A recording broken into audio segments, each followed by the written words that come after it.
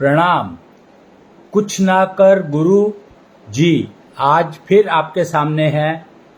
आज है 12 अक्टूबर 2025। बहुत ही अच्छा दिन है आज का, इतवार का, रविवार का दिन है और 12 तारीख है। 12 यानी सूर्य और चंद्रमा का योग। कमाल की होती है ये दो डेट्स जो है 12 और 21 कमाल की होती है। एक में 12 मतलब चंद्रमा का योग सूर्य से और 21 में सूर्य का योग चंद्रमा से। तो सोचो आज का दिन पूर्ण दिन कहा जाता है, इसीलिए गुरु का दिन बनता है ये। 1 और 2 3 हो जाता है ना, टोटल युग, वो जो न्यूमरोलॉजी में करते हैं ये लोग।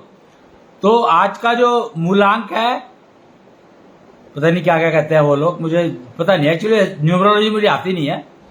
तो 3 है। मोटी बात यह है कि 12 का मतलब 1 और 2 3, उधर भी 3 उधर भी 3। तो गुरु यानी जिसमें सूर्य और चंद्रमा दोनों के गुण हो तभी वो गुरु बन सकता है। आज की तिथि हमें यह बता रही है, ये नहीं है कि कोई भी गुरु बन जाएगा। आजकल तो चलन ये चला हुआ है कि किसी को भी गुरु कह दो। गुरु वही होता है जिसमें चंद्रमा और सूर्य के दोनों गुण हो। और 12 का मतलब है कि वो महिला गुरु होगी, क्योंकि महिलाएं चंद्रमा को पूजती है ना। तो वो महिला गुरु होगी जिसमें सूर्य के गुण भी होंगे। और 21 का मतलब है वो पुरुष जिसमें चंद्रमा के गुण होंगे। तो ये ही गुरु बन सकते हैं, बाकी गुरु कहलाने लायक नहीं है। गाइड कह सकते हो उनको, तुम गुरु नहीं कह सकते। गुरु अगर कहना है किसी को तो ये आपको समझना ही पड़ेगा। हम लोग आर्ट ऑफ लिविंग पर बात करते हैं। हमारा जो ये ग्रुप है आर्ट ऑफ लिविंग का ग्रुप है, इसमें आप कोई भी प्रश्न पूछना चाहे तो पूछ सकते हैं। आज का जो टॉपिक रखा मैंने वो रखा conventional living versus digital living, and that is well explained bye wall clock.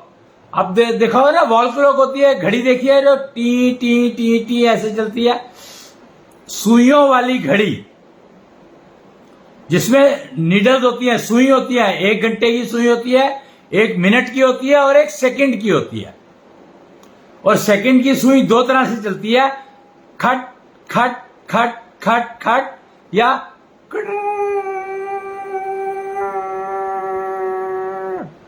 यानी कंटिन्यूअस। तो वो सिल्की मूवमेंट कहलाती है, उसको सिल्क मूवमेंट कहते हैं अंग्रेजी में। अगर आप वॉल क्लॉक खरीदने जा रहे हैं तो आपको पता लग जाएगा। एक होती है पेंडुलम क्लॉक। पेंडुलम क्लॉक में भी पेंडुलम चलता है, वो कंटिन्यूअस चलता है। तो सिल्की जो क्लॉक की बात करी मैंने, इलेक्ट्रॉनिक क्लॉक है तो सिल्की है वो। तो उसमें जो पेंडुलम चलता है वो कंटिन्यूअस चलता है।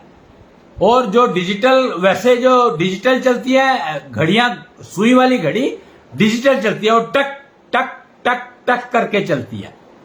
तो आप देख सकते हैं ये।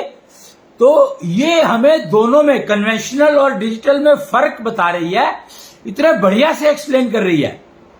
तो वो कैसे समझ में आएगा? तो मैंने जो शुरू किया था उसमें जो एग्जाम्पल लिया था वो क्या लिया था, 12 और 21 का। आज 12 तारीख है, 12 और 21 का मैंने एग्जाम्पल लिया था। क्यों लिया था?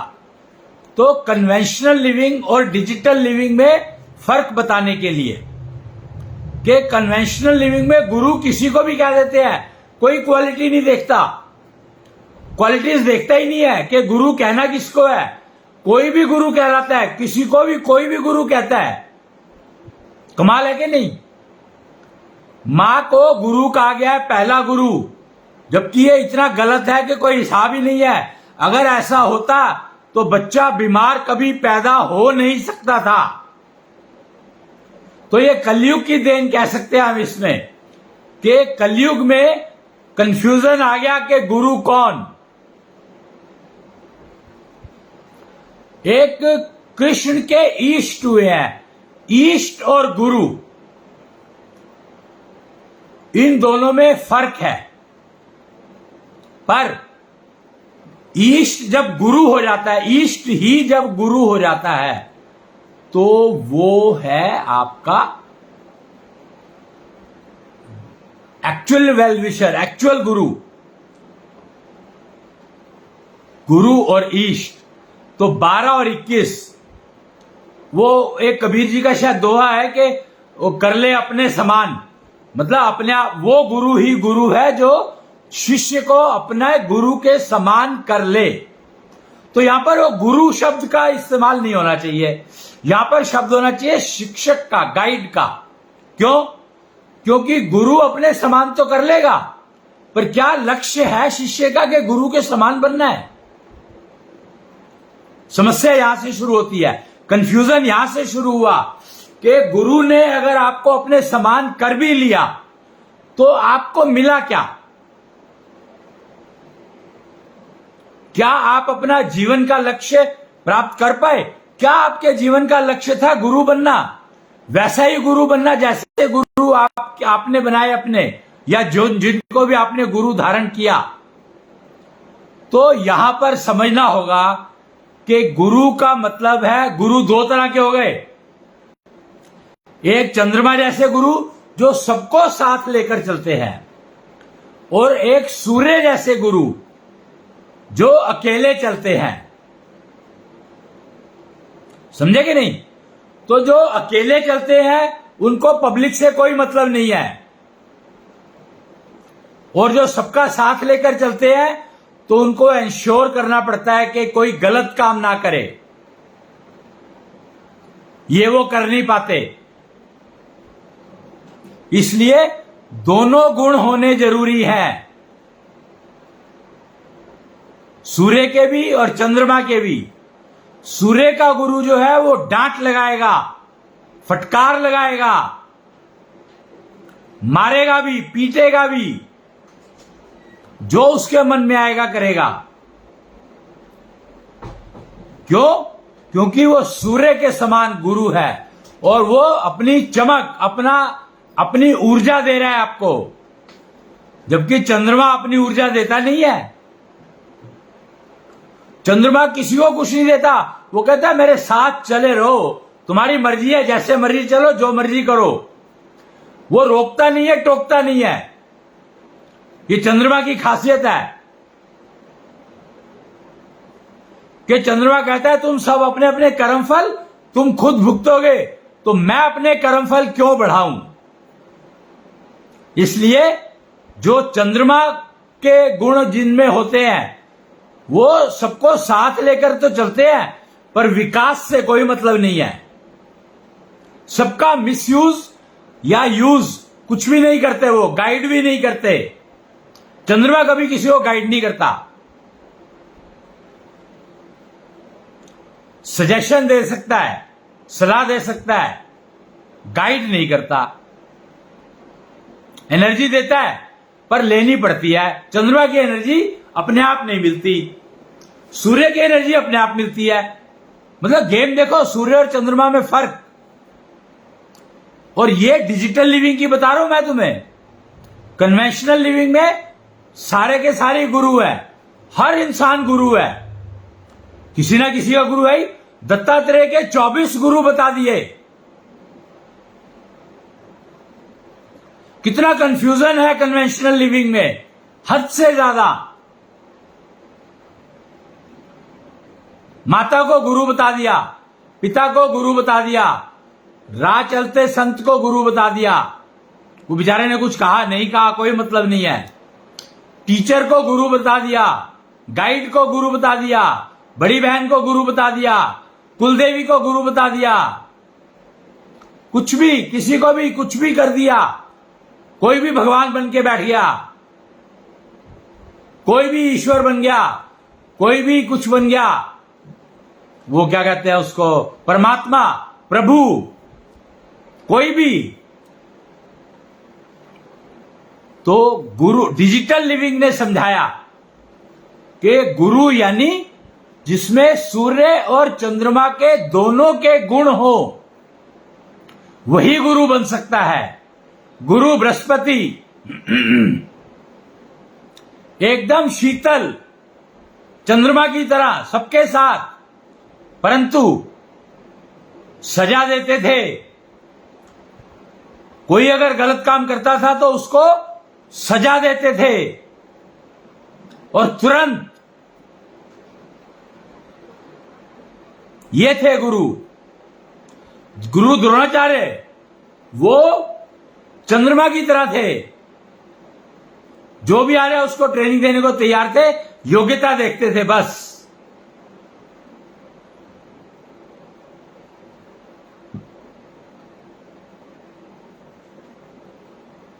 तो गुरु और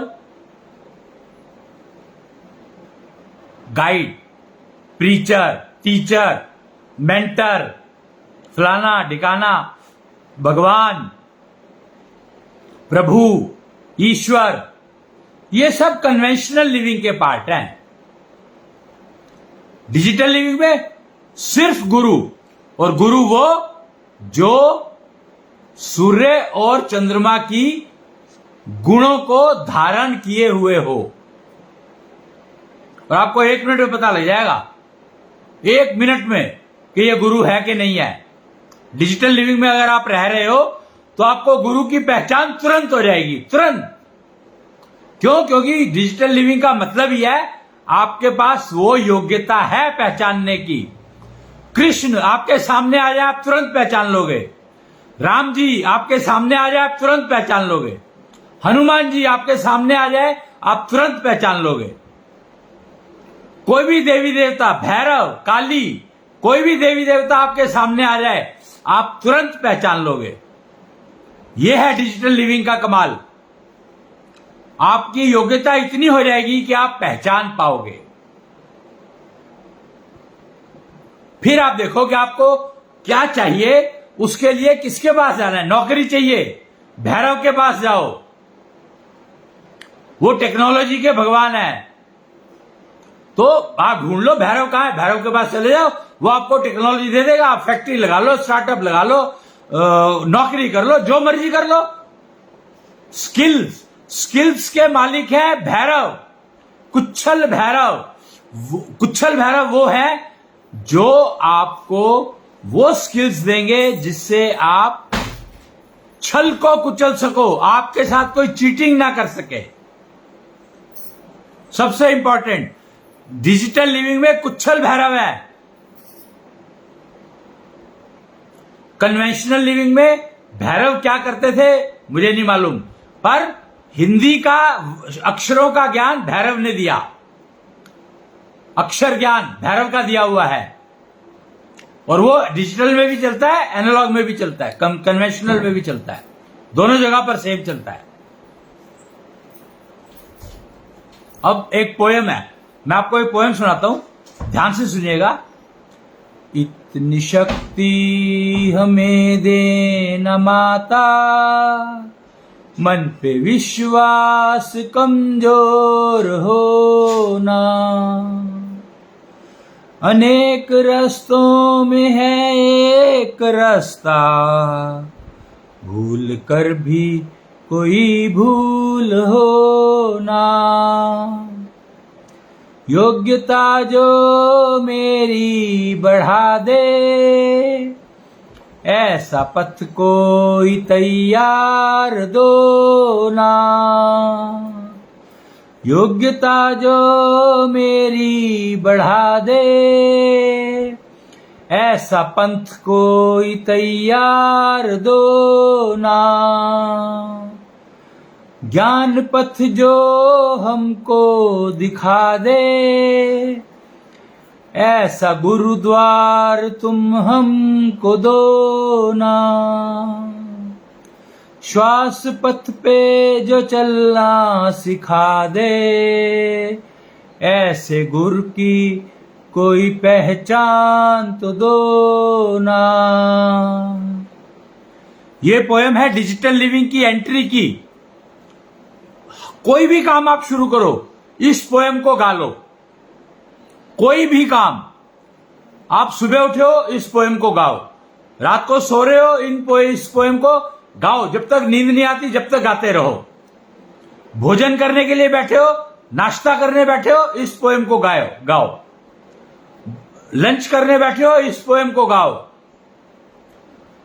शाम को हाई टी ले रहे हो, चाय के साथ कुछ नमकीन, जब भी कुछ खा रहे हो, इस पोएम को गाओ। डिनर करने बैठे हो, इस पोएम को गाओ। तो ये आपके जीवन में कुच्छलता ला देगी। कुच्छल चरण अगर आपने सुने हो तो अपने चरणों को कुच्छल चरण बनाओ। ये बगलामुखी का आदेश है, बगलामुखी का ज्ञान है। कल वो है ना, अपने काली का एक रूप है बगलामुखी, सुना होगा आपने, तंत्र की मालकिन है वो। तो उनका अगर आपको ब्लेसिंग्स लेनी है तो इस पोयम को गाओ। जितनी बार गाओगे उतना ही लाभ है। हर काम से पहले गाना है, हर काम से पहले इसको पोयम को गाना ही है। ये डिजिटल लिविंग की पोयम है और ये आपके चरणों को जब ये मन से अंदर से गाओगे, मतलब मन से गाओगे और बोल के गाना है, मन में नहीं गाना है, मन से गाना है पर बोल कर गाना है। तो जब आप इसको बोल करके गाओगे तो इसकी एनर्जी जो है आपके कानों में जाएगी और ये कानों के माध्यम से इसकी एनर्जी, साउंड एनर्जी आपके पैरों तक जाएगी। जब जानी शुरू हो जाएगी तो समझो कि आपके पैर कुच्छल चरण बनने लगे हैं। यानी आपके सामने छल कोई कर नहीं सकता, आपके साथ कुच्छल चरण बन जाएंगे। वो एक मैं आपको दिखा सकता हूं अगर आप चाहें तो। नहीं दिखा सकता मैं आपको, वो भी है नहीं मेरे पास। वो चक्र है एक बना हुआ, उस चक्र का नाम है बर्बरीक का ज्ञान चक्र। उसके अंदर चरण लगे हुए हैं, कुच्छल चरण। अपने चरणों को कुच्छल चरण बनाओ की प्रेरणा देता है वो। ये डिजिटल लिविंग का वो है साइंस। डिजिटल लिविंग के अंदर क्या क्या होता है वो थोड़ा थोड़ा बताने की कोशिश कर रहा हूं मैं। तो अपने चरणों को कुच्छल चरण बनाओ और अपने दिमाग को कुच्छल भैरव बनाओ। अपने दिमाग को कुच्छल भैरव बनाओ। कुच्छल भैरव बनाने के लिए जो पोयम है वो है कृष्णांश आरती कहते हैं उसको। वो जो पहले पोयम सुनाई मैंने उसको शुक ज्ञानिता कहते हैं। आचार्य शुक थे जिन्होंने परीक्षित राजा को पहली भागवत सुनाई थी। तो अब कुच्छल भैरव बनने के लिए अपने दिमाग को कुच्छल भैरव बनाओ। वो बनाने के लिए जो पोयम है उसको कहते हैं कृष्णांश आरती। वो भी मैं आपको सुनाऊंगा। एक मिनट में आपको वो सुनाऊंगा पोयम। देख लो जरा यहां पर, अगर वो है तो बुक है, एक बुक है उसमें होती है ये पोयम, अगर मेरे को मिल गई तो। नहीं तो मैं आपको ऐसे ही सुना दूंगा। पोयम का नाम तो है, मैंने बताया ना आपको, पोयम का नाम है अच्छा, ये पोयम का नाम है कृष्णांश आरती। आप ढूंढ सकते हैं, किसी भी निश्चल मंदिर से प्राप्त कर सकते हैं। निश्चल मंदिर लगे हुए हैं अक्रॉस ग्लोब। कहां कहां लगे हैं मुझे नहीं मालूम, पर बहुत जगह लगे हुए हैं। अंबाला में एक लगा हुआ है, ये पक्का है। एक गाजियाबाद में लगा हुआ है निश्चल सूर्य मंदिर। हरिद्वार में हर की पैड़ी पर शिव घाट पर है, और नेहरू प्लेस में है दिल्ली में, कालका जी में है, और सूरत में है, और कहां है, हापुड़ मुजाफरा, हापुड़ जिला मुजाफरा में, और कहां पर है, और भी कहीं कहीं है, मुझे याद नहीं है। हसनपुर में शायद है कहीं, मेरठ के पास ही कोई गांव है हसनपुर, वहां भी है। अब ये नहीं पता छोटा हसनपुर, बड़ा हसनपुर, बहुत सारी चीजें हैं। परीक्षित गढ़ी के घेरे में कहीं है, 2-3-4 मंदिर है। तो निश्चल मंदिर से आप ये प्राप्त कर सकते हो। कृष्णांश आरती उनको बोलोगे तो दे देंगे। और ये आरती हो सकता है आपको इंटरनेट पे भी मिल जाए, मैं कह नहीं सकता। ये आरती क्या कहती है, मेरे को वो पुस्तक नहीं दिख रही यहां पर, एक सेकंड, ये है तो सही, कुछ नहीं इसमें नहीं है,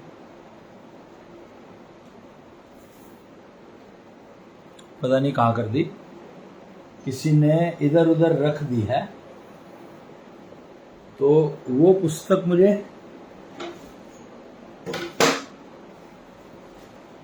नहीं मिल रही है। खैर, मैं थोड़ी सी सुनाता हूं जितनी मुझे याद है। आत्मा वो ही तो रथ है, आत्मा वो ही तो रथ है, मन होता जिस पे मन होता है सवार, तन वही तो नाव है, बुद्धि जिसकी है पतवार।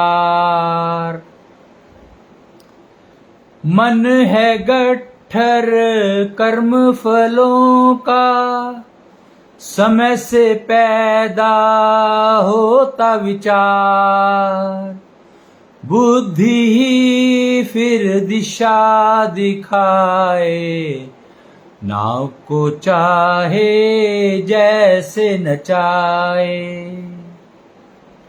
नाव को चाहे जैसे नचाए। इसमें कहा है कर्म फलों का गट्ठर है मन, और कर्म फल जब आता है, जिस समय आना होता है उसको वो आता है तो एक विचार देता है आपका मन, और उस विचार पर डिसीजन लेती है बुद्धि, और फिर वो नाव को तन को जैसे चाहती है नचाती है।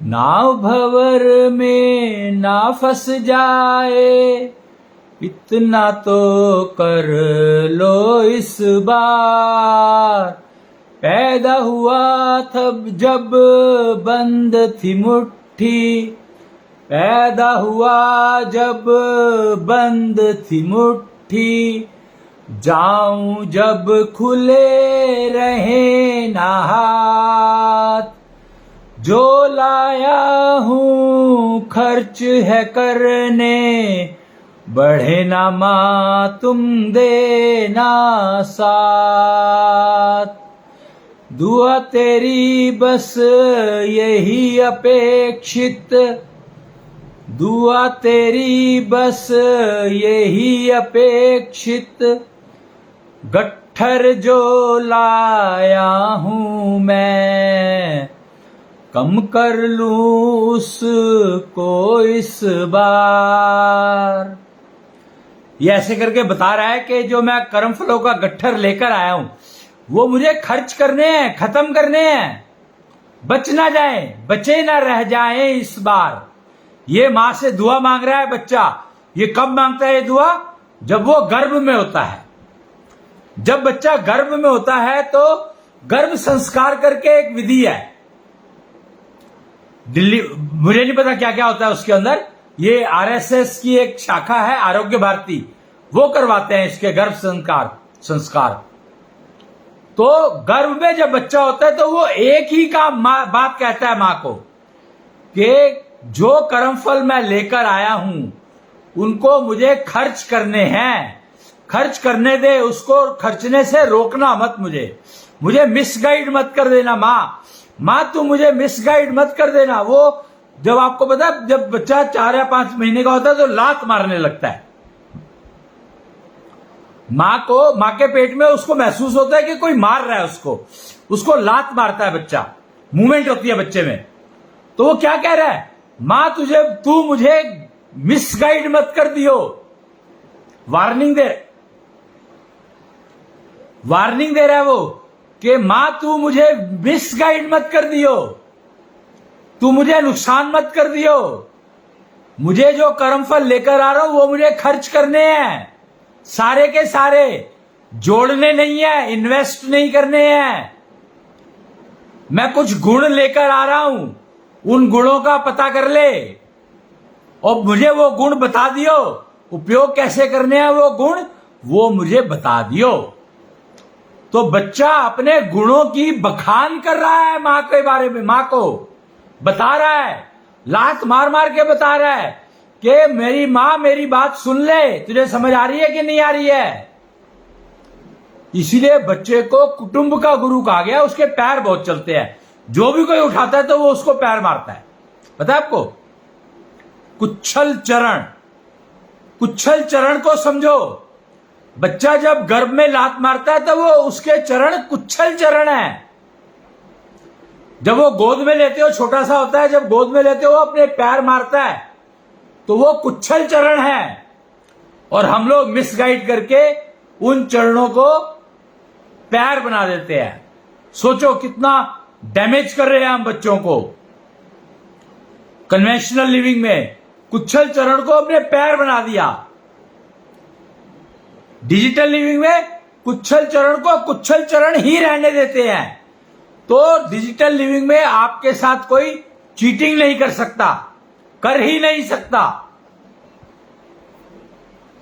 यह फर्क है कन्वेंशनल लिविंग और डिजिटल लिविंग में। कन्वेंशनल लिविंग में एक जो टॉपिक मैंने शुरू किया था उसमें बताया था कि वॉल क्लॉक, आपको बताया ना, वॉल क्लॉक तो देखी होगी आपने। मैं आपको कैसे दिखाऊं वॉल क्लॉक? वॉल क्लॉक अरे देखी होगी ना आपने। हाँ, ये देखो, ये दिख रहा है, ये गोला सा दिख रहा है, गोला सा फोटो है, ये मैं फोटो दिखा रहा हूं, ये गोला सा दिख रहा है ना, ये वॉल क्लॉक है। इसमें 3 सुइयां होती हैं, घंटे, मिनट और सेकंड की 3 सुइयां होती हैं। तो ये कन्वेंशनल लिविंग की क्लॉक है, वॉच है। ये क्या दिखा रही है? ये क्या बता रही है? ये बता रही है कि आप जो है कोल्लू के बैल की तरह से जीवन बिता रहे हो। कोल्लू का बैल, कोल्लू का भैंसा, कोल्लू का ऊंट। आपने कभी कोल्लू में कुत्ते को लगे देखा है? आपने कभी कोल्लू में बकरी को लगा देखा है? आपने कभी कोल्लू में भैंस को लगा देखा है? गाय को लगा देखा है? ऊंटनी को नहीं देखा होगा। हमेशा मेल, और वो भी भैंसा या बैल या फिर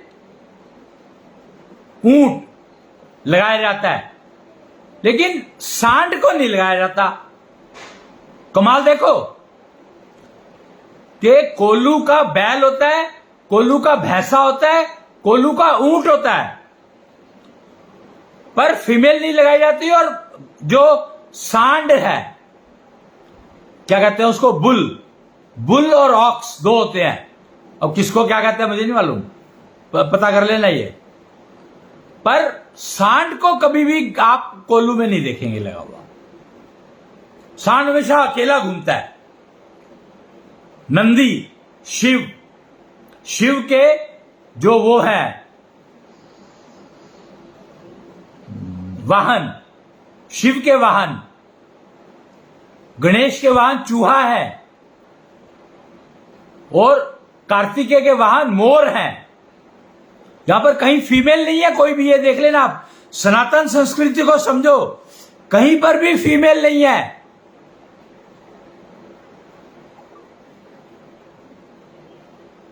समझे? तो अब यहां पर हम लोग सांड को समझते हैं, तो सांड अकेला घूमता है, बिल्कुल मस्त।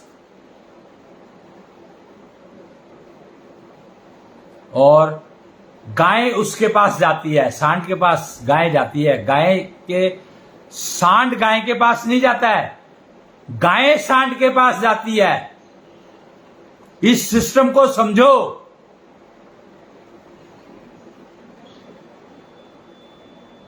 भैंस अपना खूंटा तोड़ करके भाग जाती है भैंसे के पास, भैंसा नहीं जाता भैंस के पास, कभी नहीं जाता, कभी भी नहीं जाता।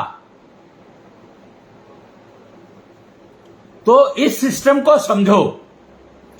और कन्वेंशनल और डिजिटल में फर्क है, ये तो दोनों में होता है। ये जो सिस्टम है ये तो परमानेंट है, यूनिवर्सल है। मैं यूनिवर्सल सिस्टम्स की बात कर रहा हूं। कन्वेंशनल और डिजिटल में तो प्रोसीजर्स है। तो जो कन्वेंशनल के प्रोसीजर्स है उनमें बहुत ज्यादा ड्रॉबैक आ चुकी है, बहुत ज्यादा डैमेज हो चुके हैं वो, महाभारत के बाद से ही, और रामायण काल में भी थे। सतयुग में भी थे, पर अब डिजिटल लिविंग जब से शुरू हुई है 30 मार्च 2006 दक्षिण्या संवत शुरू हुआ था, उसके साथ साथ आई थी डिजिटल लिविंग। तो उसमें प्रोसीजर सारे बदल गए हैं। कन्वेंशनल लिविंग में पुरुष जो है कोल्लू का बैल हो गया था। बैल और सांड में क्या फर्क है, ये आप इंटरनेट गूगल बाबा से पूछ लो, या वो आजकल एक और नया वो चला है, पता नहीं परप्लेक्सिटी क्या नाम है उसका, एआई, कोई बहुत शानदार एआई है वो, मैंने भी थोड़ा सा यूज करके देखा था, उसके रिजल्ट बहुत अच्छे हैं, कमाल के हैं। सनातन को उसने इतना बढ़िया एक्सप्लेन किया, मैं हैरान हो गया। एक ताऊ अकूतना जो दत्तात्रेय के रियल गुरु थे, ताऊ अकूतनाथ, उनके बारे में उसने इतना शानदार वक्तव्य दिया है, इतने शानदार तरीके से एक्सप्लेन किया। तो वो गूगल नहीं कर पाया कभी भी। मैंने गूगल को, तो गूगल कहता मुझे पता ही नहीं है ताऊ अकूतनाथ कौन है, जबकि किसी भी एआई ने और एआई ने मुझे ताऊ अकूतनाथ गुरु दत्तात्रेय के बारे में ज्यादा जानकारी दे ही नहीं पाया कोई, और ये जानकारी इन्होंने दी, परप्लेक्सिटी एआई ने दी मेरे को। और मैं एक्चुअली हैरान हो गया कि इतना कुछ अवेलेबल है और हमें पता ही नहीं है, इतना कुछ, और 10 और रेफरेंस दे दिए उसने। कितना शानदार कनेक्टिविटी की। खैर, ये एक जानकारी देना चाहता था कि परप्लेक्सिटी एआई सनातन के बारे में जानकारी अच्छी दे रहा है, मैं ये बताना चाह रहा था, जो गूगल नहीं कभी दे पाया। और कोई भी एआई मैंने सारे यूज किए, चैट जीपीटी भी यूज किया मैंने वो मेटा भी यूज किया। मेटा में एक खासियत देखी मैंने कि मेटा कहता है कि अच्छा चलो आप मुझे बताओ, मतलब मेटा ने ये नहीं कहा कि ये अवेलेबल ही नहीं है। गूगल या ग्रोक तो कह देता है कि भैया ये अवेलेबल ही नहीं है। हाँ, अब ग्रोक 3 जब से आया है वो फिर भी थोड़ा सा समझदार हो गया कि वो कहता है अच्छा चलो आप मुझे बताओ, सीखने की कोशिश। तो ये मेटा में मैंने सबसे पहले देखी थी और ग्रोक 3 में मैंने देखी, पर परप्लेक्सिटी ने तो निकाल कर दे दिया मेरे को, बता दिया, काफी कुछ बता दिया। 100% वो भी पूरा नहीं था, ये पहले बता दूं मैं, परंतु रेफरेंसेस उसने दे दिए कि आप इनको पढ़ लो तो आपको पता लग जाएगा, आप खुद से समझ सकते हो, अपनी समझ का उपयोग भी करो, ये कहा उसने। खैर, तो हम लोग बात कर रहे थे डिजिटल और कन्वेंशनल। तो कन्वेंशनल लिविंग में प्रॉब्लम यह हो गई है कि पुरुष जो है वो कोल्लू का बैल हो गया है, और पैदा होते ही वो अपने चरण तो खो चुका है, और मां तो कहती है, जब पेट में लात मारता है तो कहता है लात क्यों मार रहा है, मां आजकल ये कहती है, कन्वेंशनल लिविंग की मां ये कहती है कि भैया लात क्यों मार रहा है, जबकि वो कह रहा है मैं तेरे को बता रहा हूं कि मेरे चरण कुच्छल चरण हैं, मेरे गुणों को देख लो, समझ लो, और उन्हीं के अनुसार मेरा पालन पोषण करना है। मां गुरु तब है जब वो बच्चे के सारे गुण पहचान ले, पिता गुरु तब है जब वो बच्चे के सारे गुण पहचान ले, दोष पहचान ले।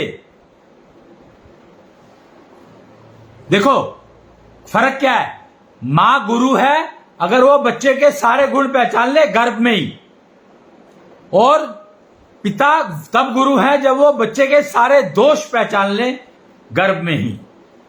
गुण और दोष दोनों चीजें, और दोनों चीजें एक ही इंसान के पास नहीं हो सकती, वो तो बाहर है, किसी गुरु को बाहर ही आपको गुरु ढूंढना पड़ेगा, बाहर ही ढूंढना पड़ेगा, बाजार में ढूंढना पड़ेगा, सड़क पे ढूंढना पड़ेगा, दुनिया में ढूंढना पड़ेगा, जिसके पास दोनों गुण हो।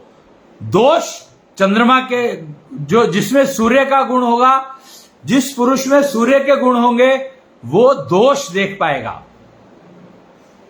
और जिस स्त्री में चंद्रमा के गुण होंगे वो गुण देख पाएगी। गर्भ में ही बता रहा हूं मैं, ये मत सोचना कि मैं डिलीवरी के बाद की बात कर रहा हूं, मैं गर्भ के अंदर की बात कर रहा हूं। जब बच्चा गर्भ में है तो मां उसके गुणों को पहचान ले और पिता उसके दोषों को पहचान ले। जिससे जब वो डिलीवर हो तो उसके अकॉर्डिंगली उसको पालना है, अपब्रिंगिंग। ये डिजिटल लिविंग में वेरी वेल डिफाइंड है। तो हमें कोल्लू का बैल नहीं बनाना है, बिल्कुल भी नहीं बनाना है। बच्चे को कोल्लू का बैल नहीं बनाना है, हमें उसको फ्री सांड बनाना है, पुरुष को। और स्त्री को, कन्या को निडर बनाना है, गुणवान बनाना है। पुरुष को दोष रहित और कन्या को गुणवान। तभी आप जो मिलन है, जो विवाह है, वो 100% गारंटीड कुच्छल चरण युक्त संतान पैदा करेगा। यही टारगेट है विवाह का, कि जब बच्चा पैदा हो तो उसके चरण कुच्छल चरण हो। तो इसके लिए क्या जरूरी है? महिला, उसके अंदर चंद्रमा के गुण हो और उनको विकसित किया हुआ हो, और पुरुष में दोष रहित हो, वो अपने दोषों से मुक्ति पा चुका हो। वो कहते हैं I want freedom, I want freedom, I want freedom. But freedom for what? From what? अगर मेल कह रहा है फ्रीडम, आई वॉन्ट फ्रीडम, तो वो अपने दोषों से मुक्ति चाह रहा है। अगर फीमेल कह रही है आई वॉन्ट फ्रीडम, तो वो अपने माता पिता से मुक्ति चाह रही है। मुझे, मेरे को छोड़ो, मुझे मेरे पति के हवाले करो, मुझे मेरे पति के पास जाने दो। वो मां बाप से फ्रीडम मांग रही है। इमेजिन। और क्या ये बारे में जानते हैं लोग? कन्वेंशनल लिविंग में तो बिल्कुल नहीं जानते, और डिजिटल लिविंग में 100% जानते हैं। यही फर्क है कन्वेंशनल लिविंग का और डिजिटल लिविंग का। यही फर्क है कि जब डिजिटल लिविंग में होते हो तो आप मान लो कि पुरुष दोष मुक्त है, किसी भी प्रकार का दोष नहीं है उसमें, और स्त्री, महिला, कन्या गुणवान है। और गुणवान होने का मतलब है कि वो सामने वाले को पहचान लेगी कि वो दोष मुक्त है या नहीं है, टेस्ट कर पाएगी। और डिजिटल लिविंग का एक और सबसे बड़ा जो रूट नियम है, जब बच्चा पैदा हो, अगर लड़की है तो उसका विवाह करना है कृष्णांश से, तुरंत छठी के दिन। पैदा होते ही छठी के दिन उसका विवाह उसके पिता को कृष्णांश से करवा ही देना है, जिससे लड़की कभी भी विधवा नहीं होगी। कन्वेंशनल लिविंग में सबसे बड़ी समस्या फीमेल की है विधवा होना, और इसके चक्कर में डाइवोर्सेस इतने बढ़ गए कि कोई गिनती नहीं रही। मैं विधवा ना हो जाऊं तो डाइवोर्स ले लिया।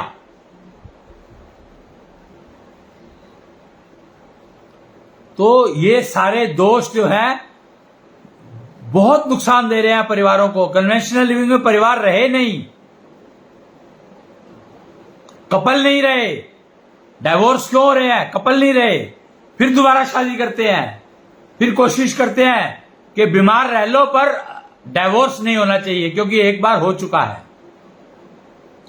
तो इन सब समस्याओं से बचना है तो कन्वेंशनल लिविंग में आपको जाना ही होगा। सॉरी, कन्वेंशनल लिविंग से आपको जाना ही होगा। आर्ट ऑफ लिविंग, तो योग्यता प्राप्त करनी शुरू करो कि you are able to live conventional living, and then you can apply for entering, getting visa for entering into digital living. एशो ग्लोब, एक नया ग्लोब बना है, एशो ग्लोब, कॉन्जेलियला ग्लोब भी कहते हैं उसको, AESHO, एशो ग्लोब या कॉन्जेलियला ग्लोब, जो आपके कन्वेंशनल ग्लोब के पैरेलल है, उतना ही बड़ा है। वो पृथ्वी के सारी सुविधाएं उसमें है, सिर्फ दोष नहीं है और गुण है, दोष रहित, गुणवान। तो उसमें अगर आना है, उसका वीजा चाहिए बहुत महंगा है, पहले बता दूं, बहुत बहुत महंगा है। तो उसके लिए आपको ऐशो नारी बनना पड़ेगा, भोगवान कन्या। अगर लड़की है जो अनमैरिड है, वो शिफ्ट करना चाहती है, 16 साल तक की लड़की, टीनेजर, तो उसको भोगवान कन्या बनना पड़ेगा। और जो मैरिड लड़कियां हैं, मैरिड औरतें हैं, वो आना चाहती हैं, तो उनको ऐशो महिला बनना पड़ेगा, ऐशो स्त्री, सावित्री बनो स्त्री। तो सावित्री जैसे गुण, गुणवान। तो विवाहित युवतियां तभी आ सकती है जब वो ऐशो महिला बन जाएं, और पुरुष ऐशो पुरुष बनकर के कभी भी आ सकते हैं, चाहे वो मैरिड हो या अनमैरिड हो, फर्क नहीं पड़ता, बस दोष मुक्त होने चाहिए, वही एक कंडीशन है और नहीं है कोई। तो कन्वेंशनल और डिजिटल का मैंने फर्क बताया। वॉल क्लॉक इसको अच्छे से समझाती है। आप 2 वॉल क्लॉक लगा लो, एक डिजिटल और एक कन्वेंशनल सुई वाली, तो आप देखोगे कि कन्वेंशनल हमेशा कोल्लू के बैल की तरह घूमती रहती है, घूमती रहती है, घूमती रहती है। वो डिजिटल हमेशा प्रोग्रेस करती रहती है, आगे बढ़ती है, आगे बढ़ती है, आगे बढ़ती है, आगे बढ़ती है। यही कमाल है। डिजिटल हमेशा आपको प्रोग्रेस करेगा, डिजिटल में आप हमेशा प्रोग्रेस करोगे, और कन्वेंशनल में आप कोल्लू का बैल बन के रह जाओगे, किसी काम के नहीं रहोगे। मान लो रहट है, जैसे कोल्लू का बैल है, अरे आप तो चल रहे हो, पर उसने वो जो है नलका खोला ही नहीं, तो आप तो बेकार हो गए ना। आप चले जा रहे हो, चले जा रहे हो, चले जा रहे हो, चले जा रहे हो, चले जा रहे हो, क्या फायदा उसका। इसलिए इन चीजों को आपको समझना ही पड़ेगा। आज के लिए इतना ही, अब फिर मिलेंगे जब भी मौका लगेगा। तब तक के लिए जय कृष्णेंद्र, जय जय कृष्णेंद्र।